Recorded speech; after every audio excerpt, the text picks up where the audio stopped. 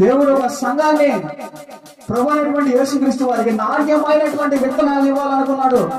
ఫలించేటటువంటి విత్తనాలను ఇవ్వాలనుకున్నాడు. తూర్పార పెట్టినప్పుడు దానికి కొట్టుకొని పోయేటటువంటి తరగలను ఇవ్వాలనుకునే దానికి నాణ్యమైనటువంటి గిఫ్ట్ ఇవ్వాలనుకున్నాడు. ఒరిజినల్ గా చూసినప్పుడు అది భయంకరమైనటువంటి వెలుగును ప్రజ్వలించేటటువంటి గిఫ్ట్ ఇవ్వాలనుకున్నాడు. కాబట్టి నాణ్యమైనటువంటి విత్తనాలను తయారు చేయడానికి ఈ ప్రపంచాన్ని సృష్టించాడు. దేవుడు ఒక సంఘాన్ని ప్రభు అయినటువంటి యేసుక్రీస్తు వారికి నాణ్యమైనటువంటి విత్తనాలను ఇవ్వాలనుకున్నాడు. ఫలించేటటువంటి విత్తనాలను ఇవ్వాలనుకున్నాడు. తూర్పార పెట్టినప్పుడు దానికి కొట్టుకొని పోయేటటువంటి తరగలను ఇవ్వాలనుకునే దానికి నాణ్యమైనటువంటి గిఫ్ట్ ఇవ్వాలనుకున్నాడు. ఒరిజినల్ గా చూసినప్పుడు అది భయంకరమైనటువంటి వెలుగును ప్రజ్వలించేటటువంటి గిఫ్ట్ ఇవ్వాలనుకున్నాడు. కాబట్టి